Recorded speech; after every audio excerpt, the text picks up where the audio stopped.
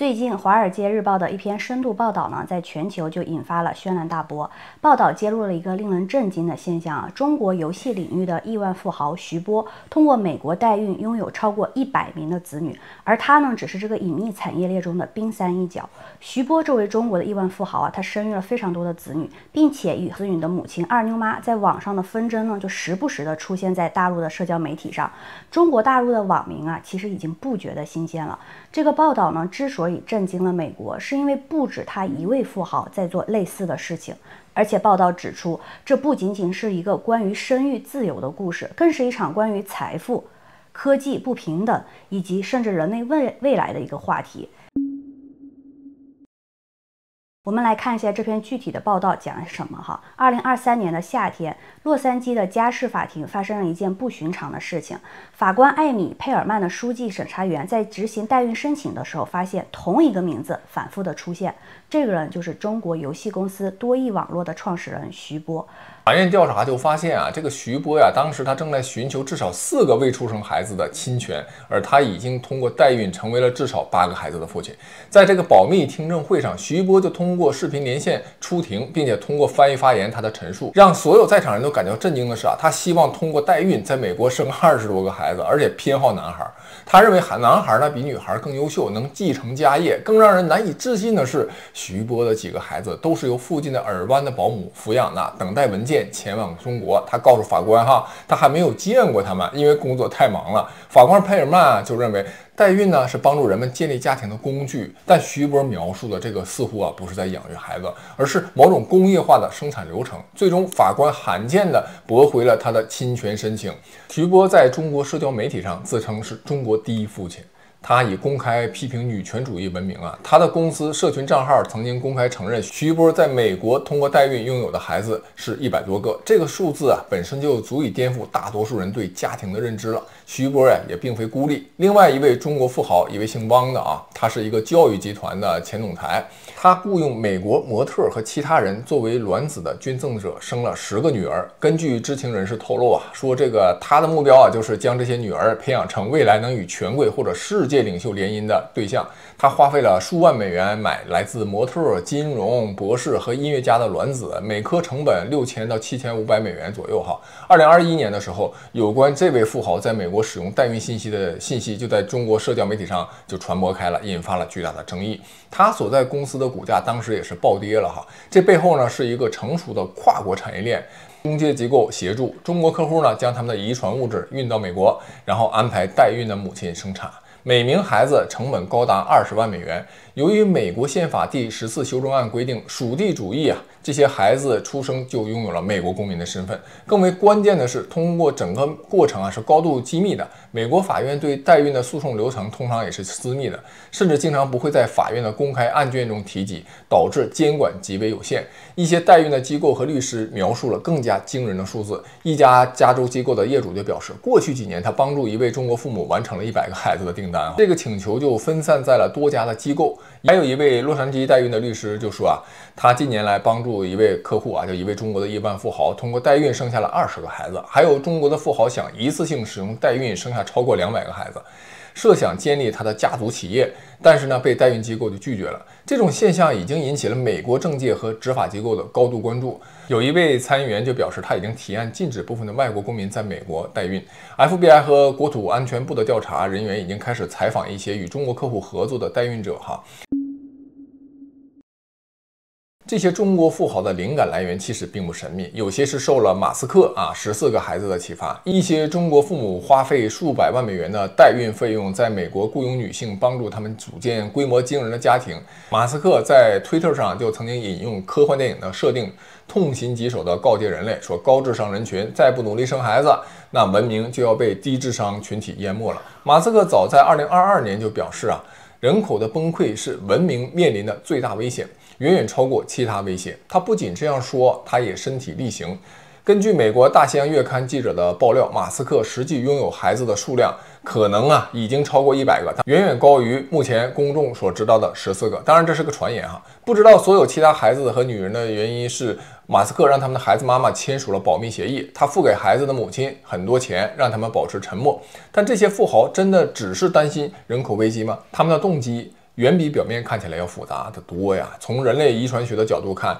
其實現代中國人追溯老祖宗的話，確實會歸結到相對較少的幾個上古的祖先。從非洲以外所有男人的 Y 染色體來看，他們全是上古 M168 突變男這一個男人的後代。這種現象被稱為 Y 染色體瓶頸。經過人口的巨降，在恢復的這個過程啊，一夥人的男性祖先數目會降低不少。在長達數十萬年歷史上，這災難、遷徙、瘟疫多次就發生過，就導致只有少數男性的 Y 染色體傳到現在。更關鍵的是，進入農業社會之後的超級祖先現象了。人類進入農業社會之後，其實人口增長本來帶來了希望，但是卻發生了 Y 染色體樣本多樣性的縮減，少數人成為了超级祖先新型擴张现象。原因就是少數的農業社會財富與權勢佔優的這些男人啊，霸佔了女性的資源。根據研究，中國在1萬年之間有6個成功擴張的大支系，也就是有6個超級祖先，他們的後代加起來在當代中國男性中所佔的比例接近60%啊！歷史上的超级祖先呢，其實並不罕見。2003年的研究就发现，從黑海到太平洋多個國家16個民族的2100多位男性中，有8%的人組成了一個 Y 染色體互相接近的一個聚類，可能是成吉思汗的後代在中國北部和蒙古約有150萬人是同一個男子的後代。這個男子可能就是生活在16世紀中葉的覺長安，他的孫子努爾哈赤創立了清朝。這些歷史上的統治者通過妻妾成群的制度，讓自己的基因在人群中大規模擴散。像徐波和那位汪姓的富豪，這些現代富豪顯然深諳這個邏輯，他們希望通過生育幾十個甚至上百個孩子，讓自己的基因在未來的人口中佔據更大的比例。在他們看來，這不僅僅是財富的傳承啊，更是基因的統治啊。徐波在微博上寫道，他說多生孩子可以解決所有的問題，甚至幻想他的孩子與馬斯克的孩子結婚構建一個跨國的基因聯盟。但這種想法存在根本性的一個謬誤。首先即使他生下100個孩子每個孩子呢其實也只攜帶父親50%的基因嘛，到了孫輩就是25%。曾孫輩就12.5%了，基因就會迅速的稀釋。其次呢 ，Y 染色體只佔人類基因組的極小部分，真正決定個體特徵的是全部基因組以及環境因素的複雜互動。更重要的是，歷史上的這些超級祖先之所以成功是因為他們掌握了政治權力和社會的資源，而不僅僅是因為他們生了很多孩子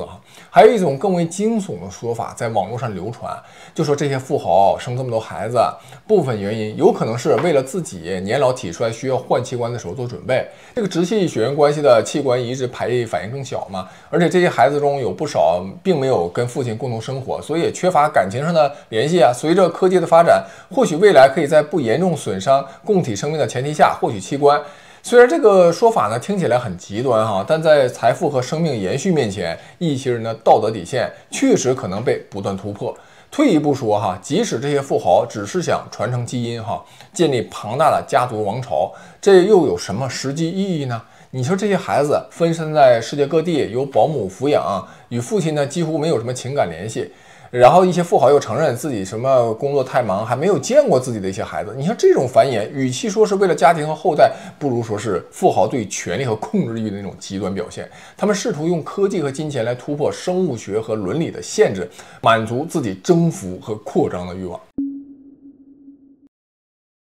這個現象其實暴露了最核心問題，就是財富在科技加持下如何制造和加劇社會不平等。代孕本身其實是一項幫助無法生育的家庭實現生育夢想的技術，但當它與極端的財富結合，變成了一種特權工具，每個通過代孕出生的孩子成本高達20萬美元，這個數字對於普通家庭來說那是一個天文數字，但對億萬富翁來說不過是9牛1毛。機構通常每次代孕時收取4到5萬美元，那麼計算這個支付給代孕攜帶者的費用，一個想生100個孩子的富豪總共算下來需要投入2000萬美元左右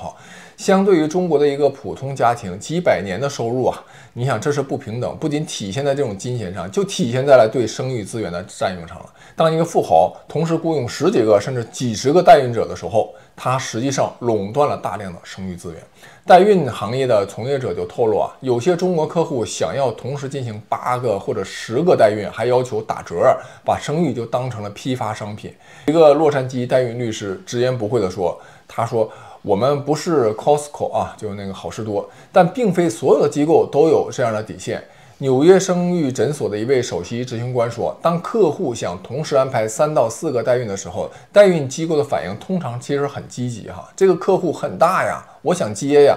科技的進步就讓這種不平等更加固化。試管嬰兒的技術、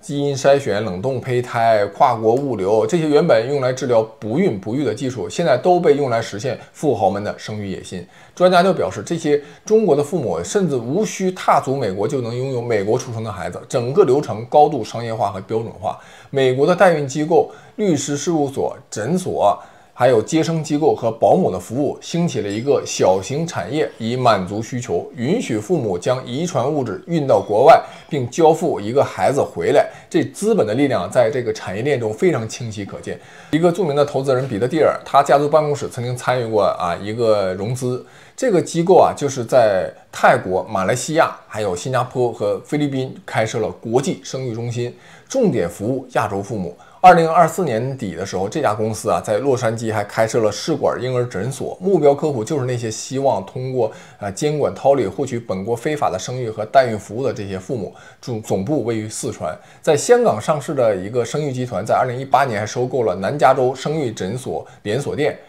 這家公司的董事長此前就是中國國有企業的一位高官。這種生育套利本質上其實就是富人利用全球化的法律差異來規避本國監管。中國是嚴謹商業代孕的，認為它可能導致嚴重的家庭和社會倫理危機，但富豪們可以輕鬆地飛往美國呀，還有其他地方，在那裡花錢實現在中國大陸無法做到的事兒。這種法律和道德的雙重標準，進一步拉大了富人和普通人之間的鴻溝。更深層次的不平等在於他們對女性身體的商品化。沒錯，你看代孕者大多來自經濟條件比較差的階層嘛，他們冒着健康的風險為富人生育子女，換取相應的報酬。相對於客戶支付的總費用來說，那對他們來說只是很小一部分。當一個富豪同時雇傭幾十個代孕者的時候，把生育當成一個工業生產流水線的時候，女性的身體那就被徹底物化了，成為生產工具了。一些媒体就批評這種做法是商業代孕剝削女性，並且違反了公共秩序和道德。這個批評絕對是有道理的。從孩子的角度看，你看这種不平等更加觸目驚心啊！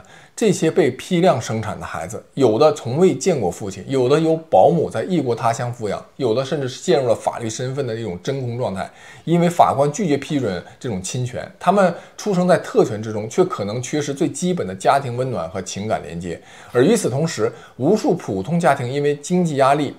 生活成本等等這些因素，教育負擔，他們就不敢生育，就只能或者生一個孩子，並且竭盡全力來撫養。這種極端的生育不平等，其實本質上是財富不平等在生命延續領域的投射。當資本可以購買一切，包括生育權、公民身份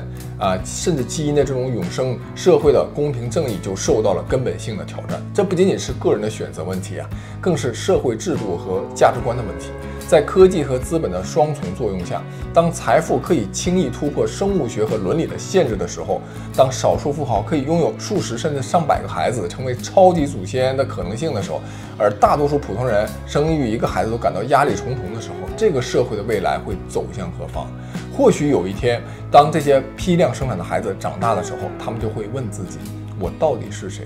我的存在意義又是什麼？本期就講完了，下期再見。下期再見。